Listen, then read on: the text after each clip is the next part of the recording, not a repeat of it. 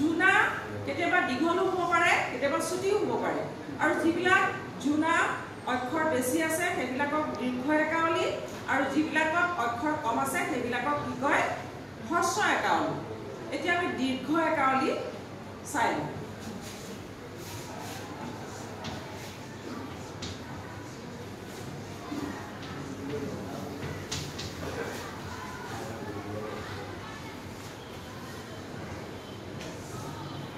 দীৰ্ঘ একাৱলী বা দীৰ্ঘ জুনা দেই এটো দীৰ্ঘ জুনা বুলিও আহিব পাৰে দীৰ্ঘ জুনা বা দীৰ্ঘ একাৱলী দীৰ্ঘ একাৱলী বা দীৰ্ঘ জুনাটো আমি দুটা চৰণেই পাম কিন্তু প্ৰতিটো চৰণত অক্ষৰৰ সংখ্যাবিলাক কেনেকুৱা জানানে ছন্দ সজ্জাটো কেনেকুৱা জানানে 6 যোগ 6 যোগ 6 যোগ 5 এনেকুৱা ধৰণৰ 6 যোগ 6 যোগ 6 যোগ 5 কিমান হ'ব বাৰু হিচাপ কৰাচোন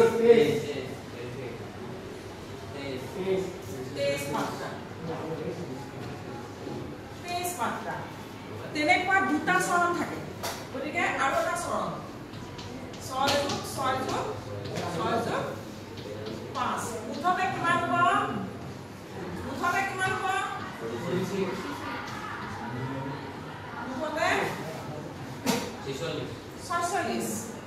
46 টা মাত্ৰা থাকিব দীৰ্ঘ একাৱলী বা দীৰ্ঘ জুনা এইবিলাকত প্ৰতিটো চৰণত 6 যোগ 6 যোগ 6 যোগ 5 মুঠতে 23 টা অক্ষৰ থাকিব এটা চৰণত আৰু দুটা চৰণ মিলি 46 টা অক্ষৰ থাকিব এতিয়া আমি এটা উদাহৰণ লওঁ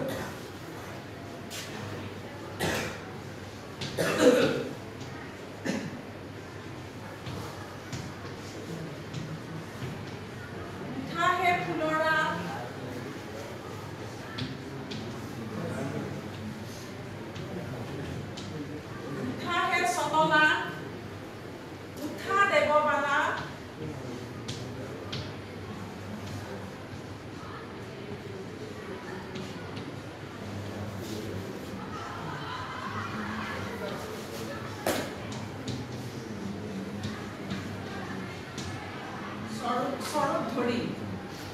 উঠাহে ফুলৰা উঠাহে চতলা উঠা দেৱবালা স্বৰূপ ধৰি এতিয়া আমি ইয়াত অক্ষৰবিলাক চাম চাবাচোন তাৰ লগত মিলেনে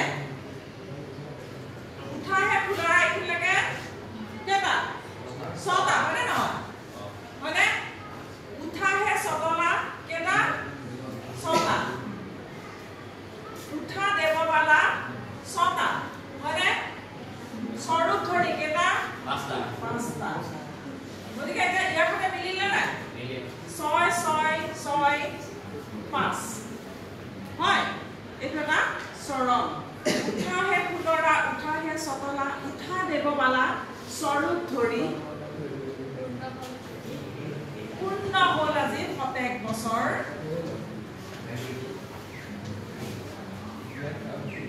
পূৰ্ণ হ'ল আজি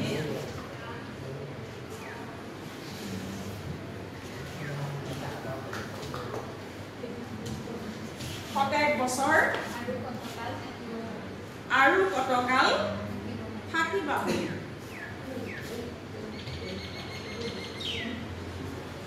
আৰু কতকাল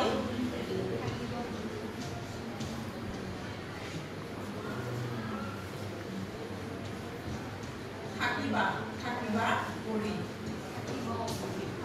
পূৰ্ণ হ'ল আজি এইখিনিলৈকে 6টা হয়নে হয়নে নহয় হিচাপ কৰি যোৱা 7 বছৰ 6টা আৰু কতকাল 6টা থাকিবা কৰি 5টা হয় গতিকে আমি এই দুটা চৰণত চোৱা সেই ধৰণৰ ছন্দ সজ্জা পালোনে নাই পালো গতিকে মুঠতে কেইটা হ'ল 46টা 6 6 6 5 6 6 6 5 দুটা চৰণত আমি 46টা অক্ষৰ পালো আৰু এই বেছি দীঘল হোৱাৰ কাৰণে ইয়াক দীৰ্ঘ জুনা বা দীৰ্ঘ একাৱলী বুলি কোৱা হয় বুজি পাইছানে জুনাৰ আন এটা ভাগ যেটো ছুটি হেতু কি বুলি কয় হস্য জুনা হয় না বা হস্ৰ একাৱলী গতিকে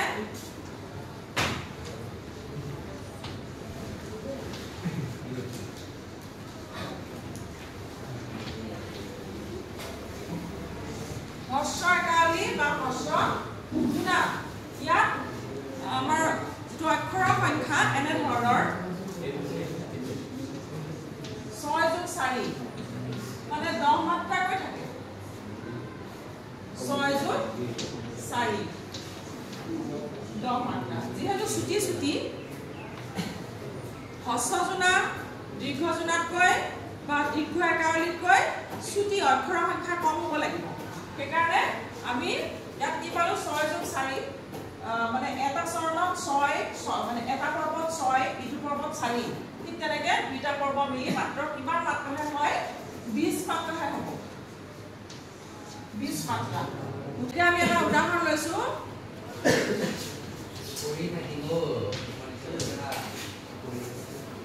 দিনেক যশোদা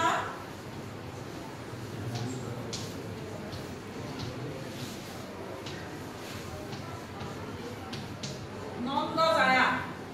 এটো এটা চৰণ গতিকে আমি ইয়াত কি কেটা পাম চোৱাচোন অক্ষৰ কেটা পাম দিনেক যশোদা এটা পৰ্ব নন্দ জায়া এটা পৰ্ব প্ৰথমটোত 6 পালো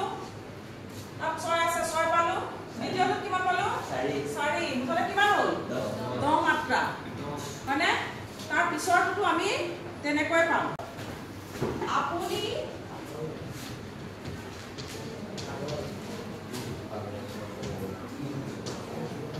মঠন্দ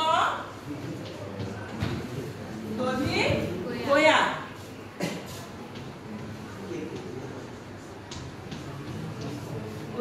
ইয়াত চোৱা আপুনি মঠন্দ এখিনিলৈকে এটা পৰ্ব 6 মাত্ৰা আছে দধি গয়া কিমান আছে 4 মাত্ৰা হয় নহয় গতিকে 6 4 6 4 মুঠতে কিমান পালো 10 10 20 মাত্ৰা গতিকে এনেকুৱা ধৰণৰ যিবিলাক ছন্দসজ্জাত দুটা চৰণ থাকে আৰু প্ৰতিটো চৰণতে দুটা পৰ্ব থাকে 6 যোগ 4 মাত্ৰাৰ দুটা পৰ্ব থাকে আৰু এই হিচাপে 6 যোগ 4 10 মাত্ৰা দ্বিতীয় চৰণটো 6 যোগ 4 10 মাত্ৰা মুঠতে 20 মাত্ৰা থাকিব লাগিব তেনে ধৰণৰ ছন্দসজ্জাই হৈছে হৰ্ষ জোনা বা হৰ্ষ একাৱলী বুজি পাইছানে